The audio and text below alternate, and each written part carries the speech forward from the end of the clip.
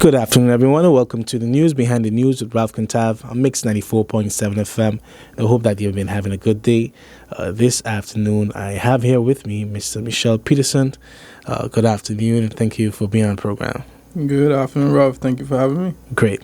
I'm glad to have you because, you're definitely involved in some great work here on the island, particularly as it revolves around the voice of the youth and the Youth Brigade.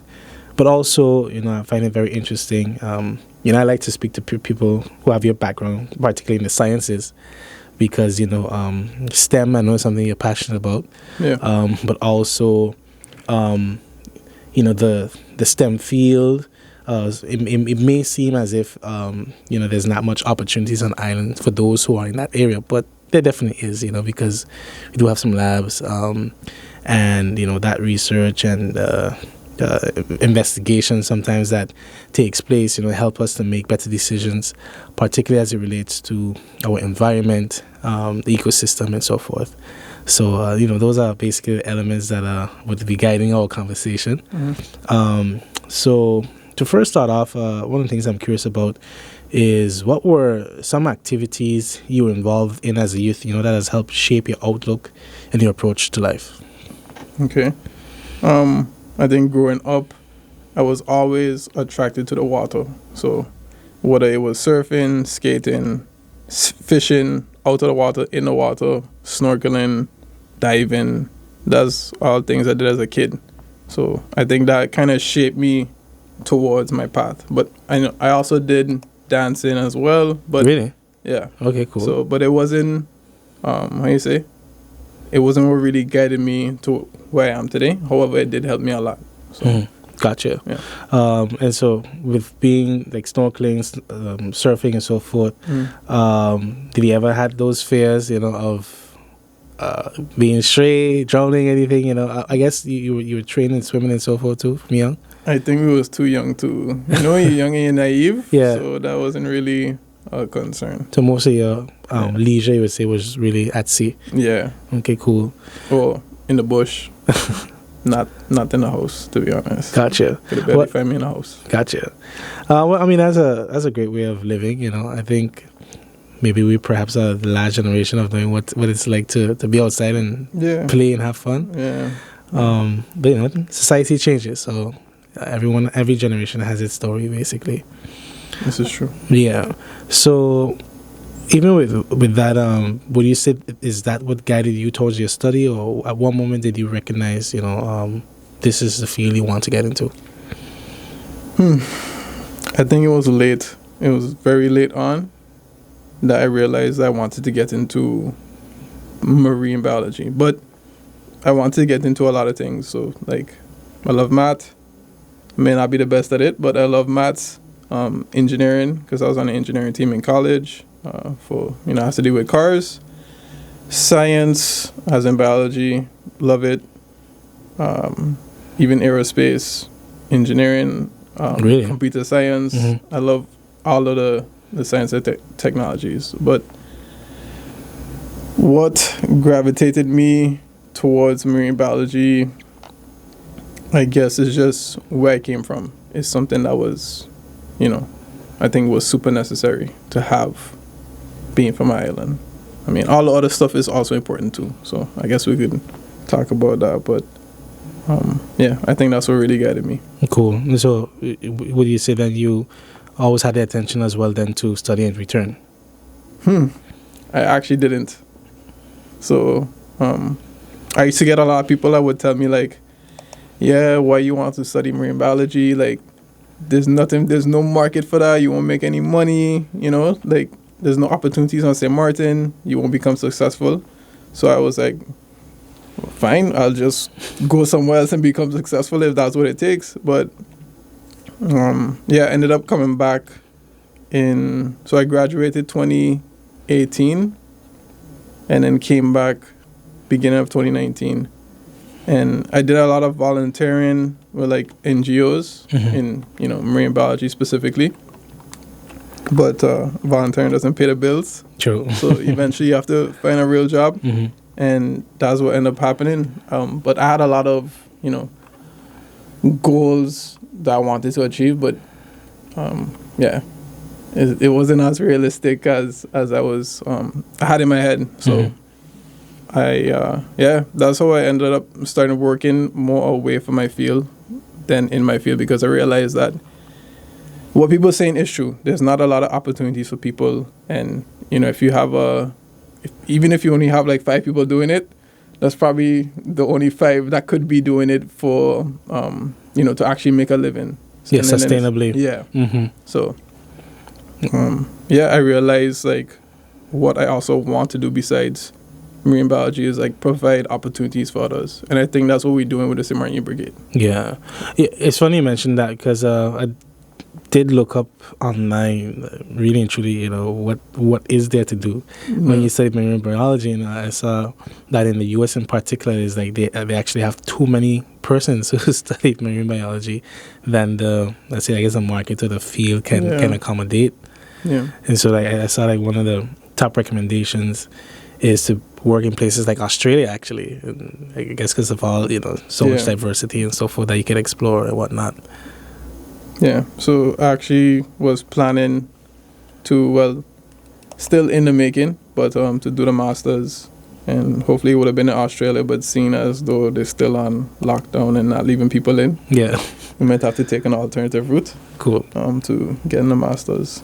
Well, life has its way of guiding you to what is for you. You know? So one thing you said. So considering that, I am curious as far as is it that it's just based on our size that there can be extra opportunities, or would it need more time, investment? Like, what is it exactly? I think it's all above. Like, you need you need investment, you need time, you need a lot of time, and then you need the people. So I think you need at least those 3 in order for it to grow. I mean, you need a motivation as well from people, because it's easy to get discouraged. Once you start working and you realize like, whoa, this is too hard. I shouldn't be doing all this work by myself. But why try to teach the kids like in a brigade? Because I hear some of them sometimes when we have conversations, they say, like if they had the opportunity, they wouldn't come back to St. Maarten. And I say, I understand that, but then if everybody keeps leaving, then you can't expect St. Maarten to move forward as a society and progress with other countries, right? Correct. So I say, think of it more as if you go, you get the knowledge, you come back, and then you invest in yourself and in your country, then we can always propel forward. You might have to do a lot of the legwork to create opportunities for others, but it's super rewarding, and then there's no market for it now. So if you start it could be something that could turn out to be big. Yeah. So that's what I try to instill in them. Yeah, and that definitely makes sense, because if we continue to experience a brain drain, then at the end of the day, you just have an empty bin. So it's the investments that we make, over time. Just I think planting is really the best example.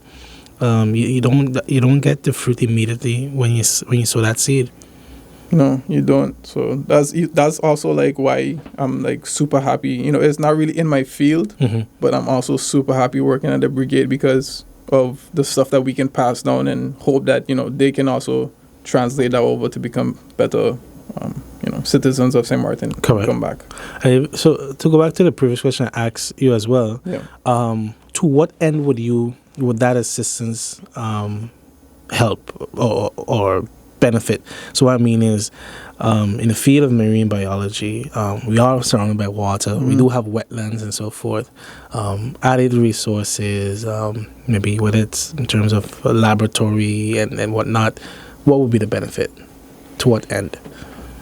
Right now it's a lot of environmental issues, I guess, that we face on St. Maarten when it comes to like the salt pond not being where it used to be, or certain areas where maybe species lived before that aren't there now. But there's I don't know how to properly explain it, because I don't want to say that I'm an expert in anything, especially on St. Maarten. Gotcha. Because there's a lot of things, especially in biology, that you can study or learn about St. Maarten. So what I studied when I first came down was different to actually have an environmental impact that would change St. Maarten. It was more on a research based. Okay, So, I understand. yeah, especially when I came down, I did a lot of research concerning sharks, because this is also what I studied while I was in college under a professor and under actually a PhD student. Mm-hmm. And that's also what I want. I saw some things that they did that I thought, we could also implement on St. Maarten. Oh, what was some of those stuff? And yeah, the debate on sharks, it definitely one has been ongoing for a while, because we do learn that sharks are not as harmful as the movies has made them to be. Yeah. And also they play an important role in the ecosystem. So can you detail that a bit more? Let's say for someone who just doesn't care or don't know, why does it matter to protect and preserve the shark lives? Yeah, so I think what I like to use as an example is like the one that's relevant to St. Maarten is parrotfish. So we have an issue where people are overfishing our reefs and eating parrotfish. And the issue is that parrotfish keep the reefs clean, so they keep the coral clean from algae, and in turn that allows the coral to grow, and that houses more, has more space for more fish to live in. And then that that increases the population of fish growth. Mm-hmm. So that's just an example. And if you remove that parrotfish, that's like removing a keystone species. So then everything else collapses. It has a cascade effect. So same thing with sharks. If you remove sharks, you have an overabundance of one population, and then maybe lower down you have a decrease of one population, and then the overabundance of another population. So it messes with the trophic levels. I don't want that using technical terms. No, that's okay. yeah, go. Just actually trophic level. Okay, but I follow you. Yeah. So I'm glad that you answer that question, because especially considering that you work with teenagers. Mm-hmm. I'm curious. With your teaching style, but even with this field, how do you make that information relatable? Because I know it's like sciences. Yeah. I mean, I don't know at this. So let me play this. Often, like I remember in like academy specifically, having gone to academy, the science package had the lesser students, and more students went to the business package, because it always seemed like, with the science, whether it's chemistry, physics, etc., it's too hard. Mm-hmm. And, if you couldn't excel that great in math, it kind of, it became a statement where it's foreign for the absolute best students. Yeah. But not like with encouragement for someone who can make it or who has potential. So I'm asking that question in that sense. How do we make it relatable? Yeah, it's funny that you said that, because in school I was not the smartest kid, or I was a joker. I did my schoolwork, but mm-hmm. I didn't take school seriously. Mm-hmm. So there's a lot of things that I could have done that I didn't do, and also too I don't think I had the right guidance back then. From somebody in that field or anywhere in any other fields to help me propel me to the direction I really wanted to go. So, and I would say that, even if you don't take it seriously, which you should, not saying that that's not the case, but don't sell yourself short, right? So if you graduate high school, but you feel as though maybe I'm not smart enough to get into a field, you literally can do anything you want. It's not about being smart. You can apply yourself, and as long as you apply yourself to that study, especially when you go to college, then you'll be fine. But if you continue to slack off and have those tendencies, that's where the downfall comes into play. Cool. So, as you shared earlier about some of the internships that you did and being in research and stuff, you basically ended up at the Voice of the Youth. Yeah. So how did that come about? And I guess what was your motivation, for entering this particular foundation and giving back to our youth on island? Yeah. So initially I was working for another company, a yachting company, and it was good. I loved the team dynamic and everything. And then COVID happened, and right around when COVID happened, my contract had expired, was expiring in a few months. So because of that, I was supposed to be put back on board, but because of COVID, everything went downhill. So this opportunity ended up arising because the previous project leader got in contact with me, and she was like, "Hey, she's leaving to go to Holland, and she think I'll be a good fit for the organization." And I was like, I don't know, because it was like, I've dealt with kids before. I don't want to say dealt, but I've taught kids before when I was in the U.S.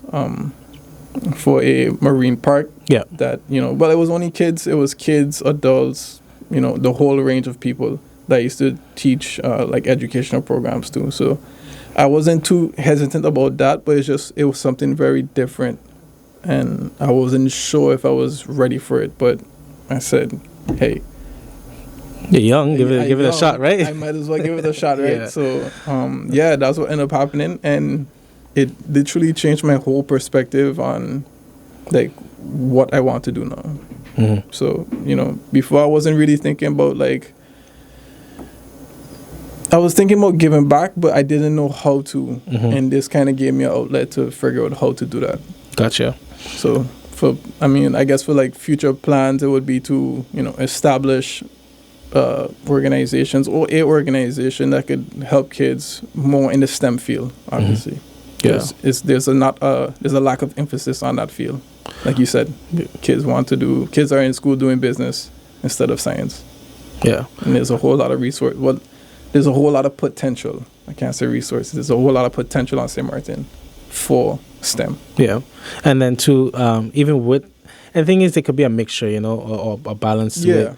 Because you could be in STEM and still be in business, and then you have a push for STEAM, which includes the arts. Yeah. So, but I think with that, one of the questions I had in mind as you were speaking is, as far as what is it that we would have to establish? Would it be a product, an app? I guess what would it take to further boost one, awareness of the role STEM plays in our society and how it can help us progress? I guess what I'm thinking, then what is the first step? Is it that someone has to maybe start an app or create a product? I don't think it has to be anything big. Okay. I think we're already starting it now. So I think is it a podcast or both? You could say so, yeah. I think this is already like a platform where people can learn. So you have people from all different backgrounds that come here. If kids are listening, or if kids, look at this, with then they parents. can be like, all right, maybe I can try get in contact with that person. I love that field. Let me learn more about that field. So I think this is already a step in the right direction. And goal would be to have resources. So maybe a lab dedicated to that particular study that a kid can come into and learn about, and maybe, get his hands dirty in the field, or, do practical stuff. I think that would be like the biggest step that would get kids motivated to want to go away and then come back. But I gotcha. You also need people willing to give their time to, And then funding, of course. Yeah. Because, okay, I like what you said then, because with moving based off of that idea, I think what comes to mind is, really after school program, because yes, you can set up labs in different schools, but I think if you create an after school program sort of that's independent, that all schools could send students who are interested to that one center, that would be a great avenue. So then you also don't have students left behind. And those who with whether it's robotics, engineering, and the like. So you have a junior think tank. Exactly. That you say on the island. It's good that they, because I mean, like I said, when I was growing up, I was interested in all STEM, like I still am. So if you have everything consolidated in one area, you're stronger together than you are apart. So then kids can, be like, all right, let me do this for a little bit. Let me see if I'm interested in this, or maybe I can do both. Yeah. Like I have aspirations not only for this. I have aspirations for a lot of other things I want to do in relation to STEM. So Yes. It really depends on the person and where they want to go, because I feel like you kind of always still finding your path. Like you have maybe like some people have a better sense of direction or know the exact goal, but some people still finding their way through everything. So Yeah, definitely, because definitely we certainly do have our sports programs, our artistic programs, but even programs. myself, I realized I had different persons talk about sports and arts, but not even the sciences really. Yeah. I think one thing that comes to mind, I believe is with Marvin Cooks. They have this gaming program, you could say, but the sports, I forget what it's called. Is it like the online sports? I think it's that, but I think they also learn how to build games. Yeah. If I'm mistaken, I would have to follow up and confirm. But I guess more of those, Yeah, like we never had that growing up. Yeah. Like I didn't even have people like think about it. So like that's why I never used to talk about like what I was into when I was young, because even if when I talk about it with people who I knew close, they'll be like, yeah, but that don't make no sense. Well, not people that I know like close, like my close friends, but like people who I thought would want to hear about it because they asked about it, like what you plan to do, and then they tell me that doesn't make any sense. Yeah. So I just had refrained from talking about it with anybody. Yeah, they just kept it internal. But like I had someone here on the program, and he studied the sciences and so forth. And he one of the things, it was off air when he said that one of the things that stood out to him was when he did a school visit to GB, and when they were basically looking at the plants of how they process the water and all of that. Mm-hmm.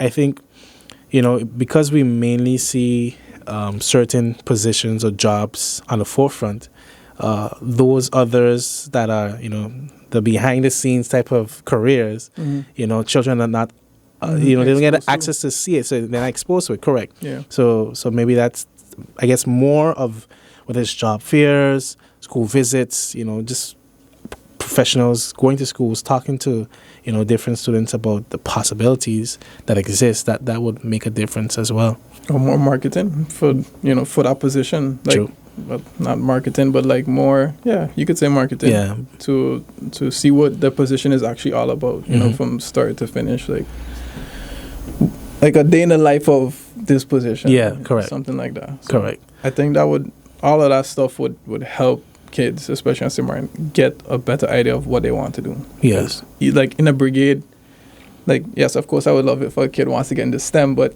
literally any dream they have to pursue or want to pursue, we stand behind them and help guide them in a direction. Like, if I find articles that would help, maybe give more information to one student, like, hey, maybe you should check this out. Maybe it's something you could be interested in. I would, we just do stuff like that. So definitely.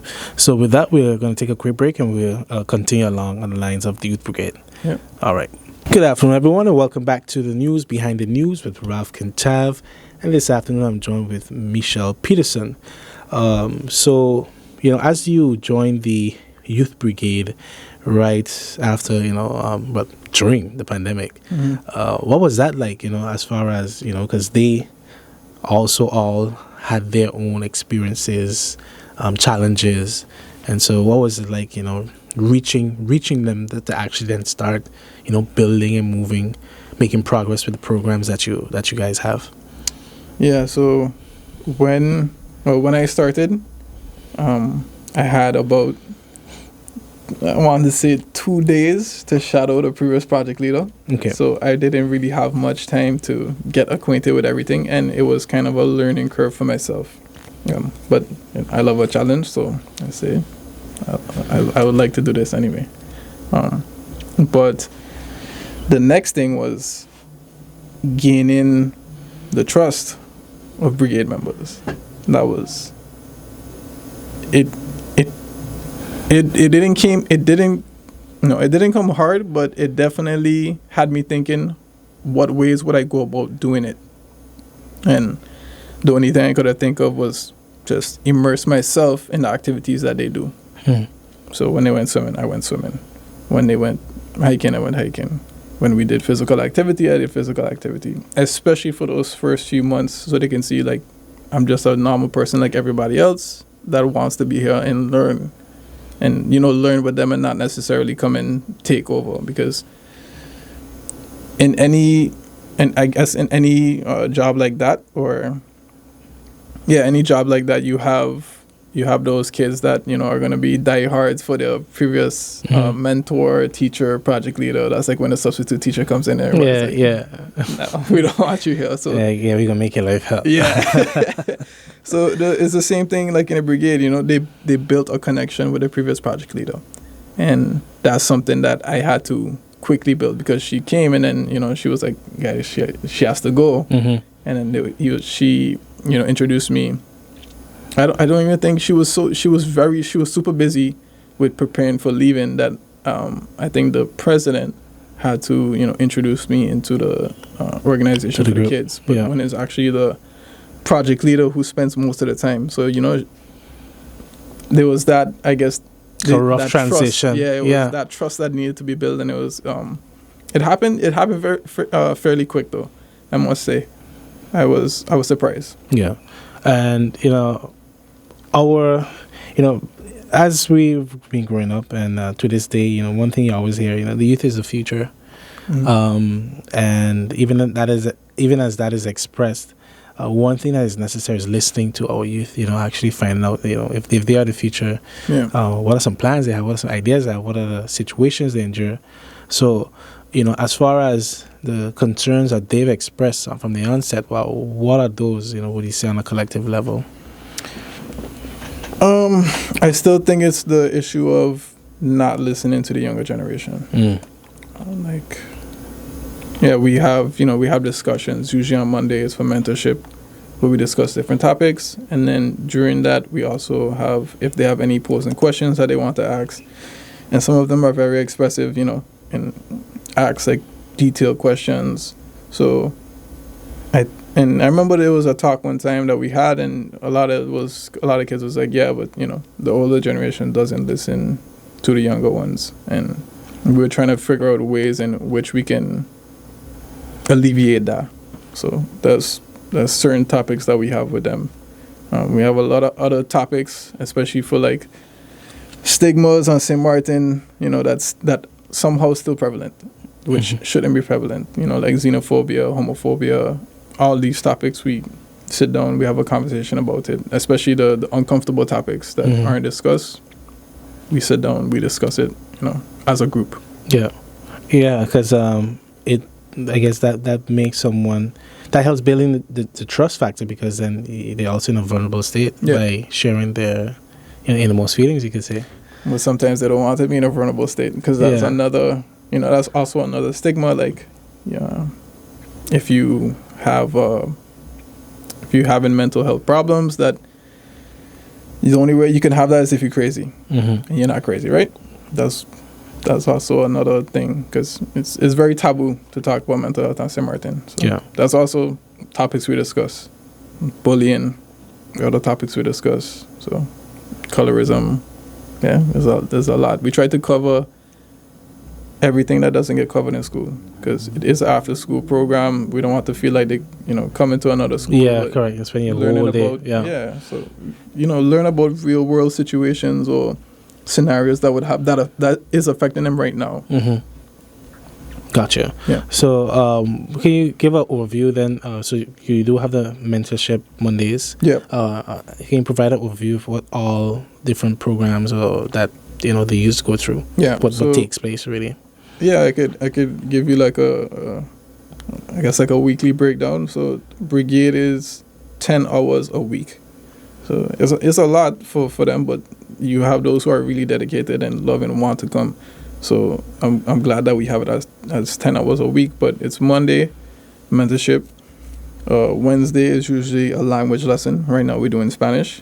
Nice, smart. And then also sometimes it can be physical training, or it may be another activity, a recreational activity. In the past we had swimming, which is something we're going to restart. On Thursdays, I usually give them physical training as well, like different types of physical training, both like military, but also, physical fitness in other different areas as well.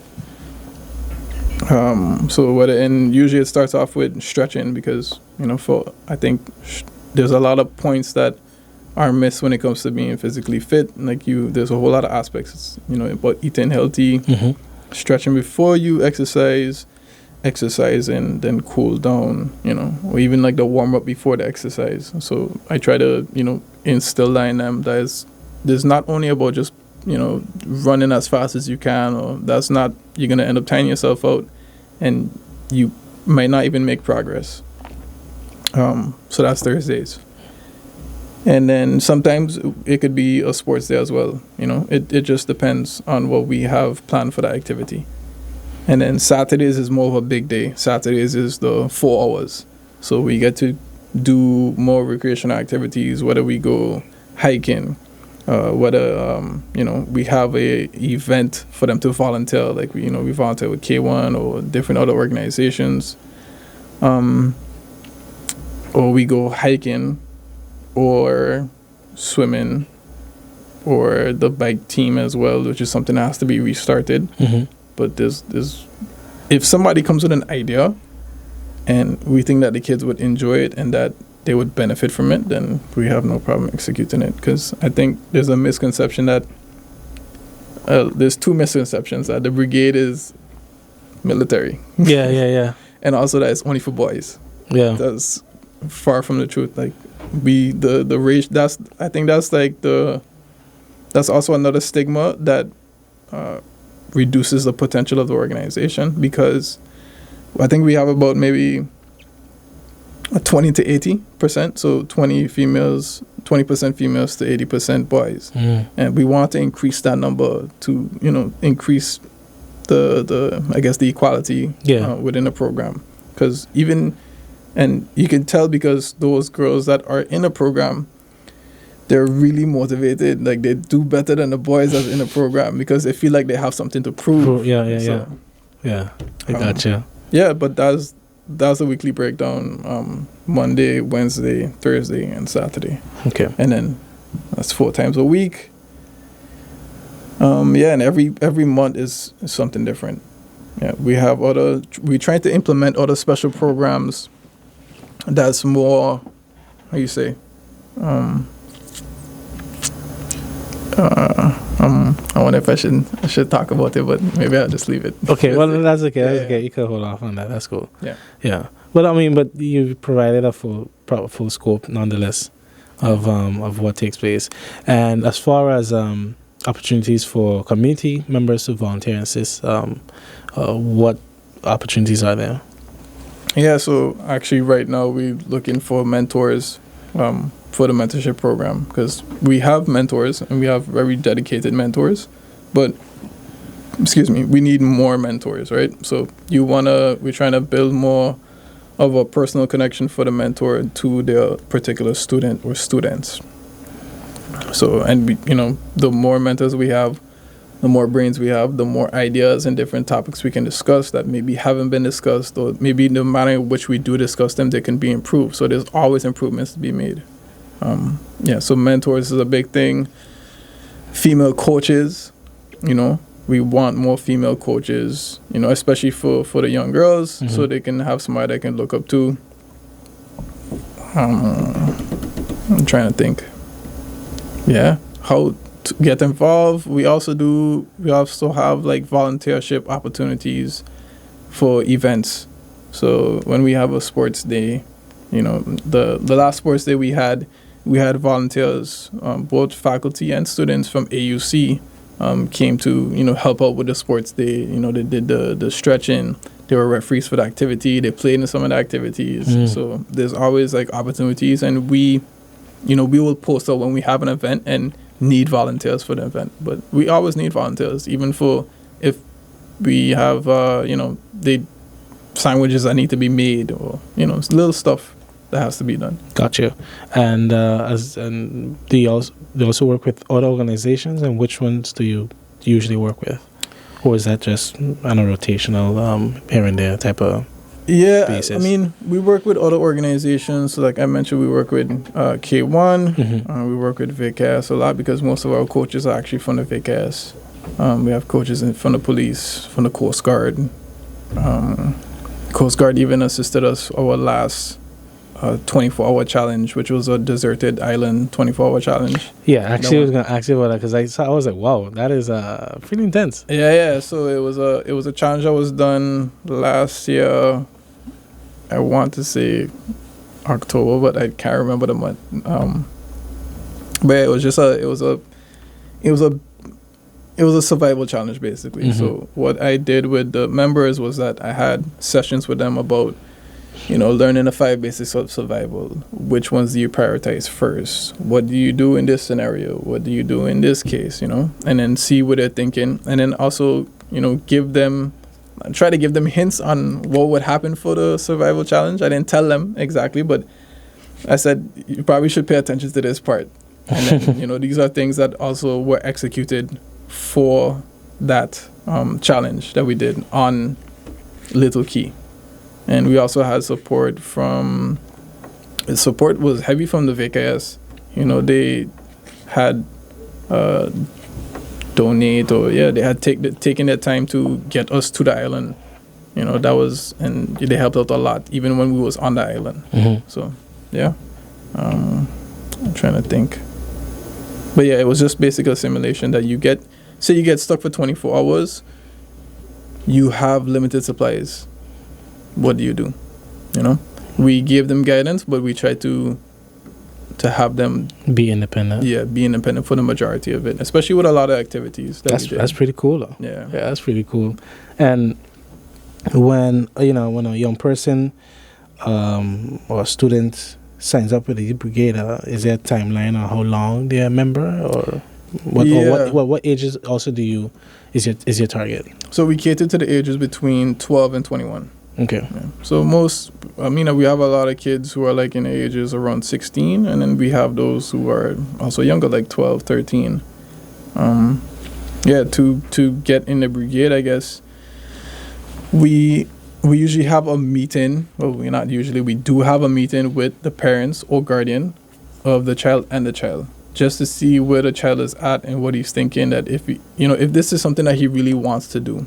And even if they're unsure, more than likely he would still be accepted into the Brigade, because we have kids who are like sure they want to be in the Brigade, and then a couple months after they're like, all right, this ain't for me. And then we have kids who either they're not sure or they don't think they want to, and then they're here for like years. So it really depends on a person. You can't really tell off of the initial meeting that you have with them. You can only tell them, like, you can only provide them with the information that is done on a weekly or yearly basis, and then let them to decide. Gotcha. And also for us to decipher whether is this something that we can handle, or do we have to refer to another organization. So Is there also a limit as far as how many youths you can enroll? Right now, no, we haven't reached our max. I wouldn't. No, I think if the more we enroll, like if we keep up with more volunteers and people willing to give back to the kids, then it's okay. I mean, obviously funding too, because you would then have more mouths to feed, more kids to take care of, especially on camps. So you guys are subsidized, or do you receive grants, or how does that go? Yeah, so we're subsidized by SMDF, and also we used to be subsidized by SFC, but we also received funding for them as well for particular projects for this year, as well as we're supposed to receive from government as well. Okay, that's definitely good. Yeah. So even in terms of support of the organization, like the team, project leaders and so forth, what type of support would you say you're in need of?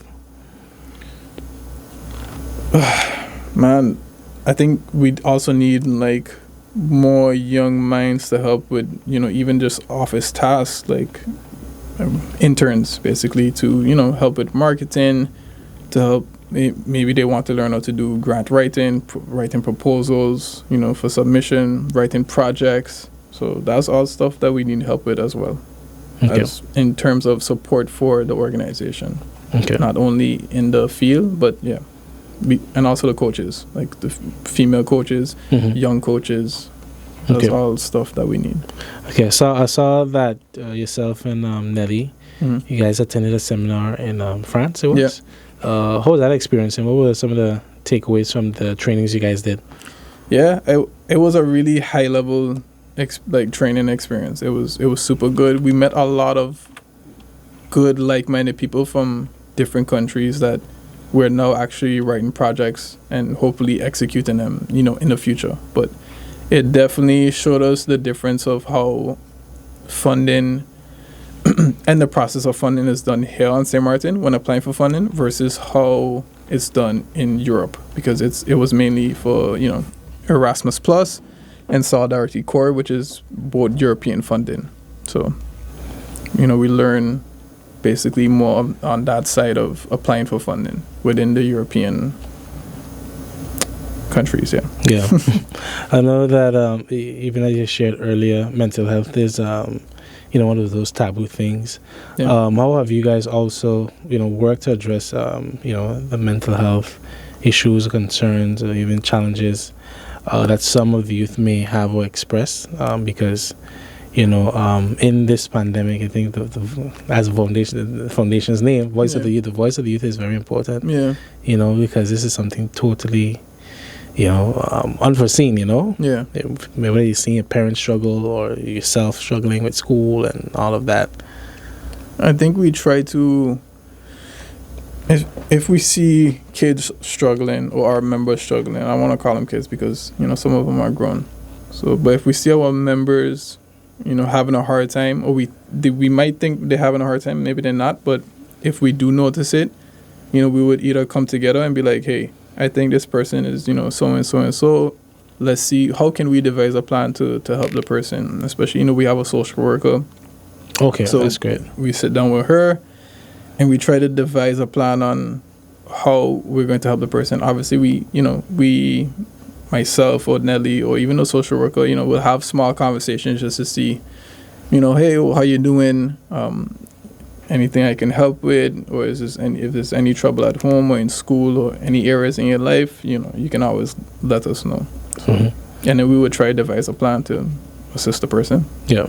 So you guys really play an active role in their lives, basically. Yeah, I would say so. I mean, Brigade was on pause because, the rising cases, and during that time, the mentors, came up with the idea to, contact the kids to see how everyone is doing, just to make sure everybody is doing okay, and if they needed any assistance with anything. So that was done, and now Brigade is slowly starting back in phases of, once a week, then twice a week, 3 times, and then the full schedule will resume. Cool. Something that definitely came to mind as well as a success story, that you guys can share of, 1 or 2 youths who were in the Brigade and now have moved on. Yeah, so actually when I first started in the Brigade, there was a kid. He was actually on his way out to head to Holland. And he was, when I first got there, he was a person that was kind of greeted me first and was like, asking me if I was becoming a new project leader. And then he was like, yeah, well, that's good to have you on board, And it was different from all the other kids or members' reaction, because they were kind of skeptical. So it kind of stood out to me that, he's willing to have me on board, even though I'm a new person, he doesn't really know me. And I always thought that was qualities that he always had. And then I remember getting closer to his leaving date, the stories I was hearing how he was before was nothing like the person he was, like the kid that was standing in front of me. So I was like, and it goes to show you that if we didn't have the Brigade or the Voice of the Youth Foundation, where would he be? Like with his mindset and how he was thinking, it was like he made a completely like a 180-degree switch from who he was. So it just had me thinking about all the other kids that maybe I don't know in the past, or who currently are doing better for themselves, who probably wasn't doing better in the beginning. Yeah. So that growth. and investment. Yeah. Yeah, it's necessary. It's truly necessary because we got a lot of people who would kind of talk about mistakes they may have made in the past. Would often say they wish they had some sort of guidance. And that is what you're providing. Yeah. I think one of my favorite examples is that of Malcolm X. Because Malcolm X, the guy who we know to be Malcolm X, was totally different. He was a criminal. Yeah. Until when he went to jail, and with mentorship, you learn to read, change his life, and became that hero, a legend that we know today. So a lot of times you think that if I'm already on this path, then I can't change, right? Yeah. So I think that's a lot of the mentality that maybe some of them have, that I'm already on a path for bad. I don't think I can change this path to become somebody good or successful or great who, of things I dream to become. So, but then you have people who can show them that, hey, look, I've been in your exact same position. Either whether I've been on the block or I was doing stuff that I shouldn't have been doing, that look what I'm doing now. Yeah. So cool. So before you leave, also share the contact information, especially for any parent out there, any young person out there who is listening or want to support or want to contribute in any way. Yeah. So we have our Instagram. So even on Instagram or Facebook, parents get in contact with us. Hey, if my kid wants to join, or I would be interested in having my kid join. So we also take those requests from Instagram or Facebook. The Instagram is Vati SXM, and the Facebook is SYB SXM. Okay. I believe, but I think I'd have to double check. And our office phone number, Rafi got me going in the back of my head for this. Hold on. It says so the Instagram is VOTYXXM. Yes. Okay. And Facebook is SYB SXM. SYB XXM. Yes. Okay. Yeah, I see it. So you're right. And then we also have our general email that anybody can also get in contact with us, which is info@voiceoftheyouthsxm.com. So info@voiceoftheyouthsxm.com. Yeah. And then the office phone number as well. I don't know it out of the back of my head, but hold on. No problem. I should be able to quickly find it here. No problem at all. Okay. Yeah, because you guys are definitely, doing some great work on the island. And yeah, so the office phone number is 542-3228. Can you repeat that one more time? 542-3228. Okay, great. So, Michel, thanks so much for stopping by. It's always a pleasure. Anytime. Great. I was able to stop by. And keep up the phenomenal work. And so to you viewers and listeners, thank you guys for listening as well. And be sure to tune in again tomorrow. Take care.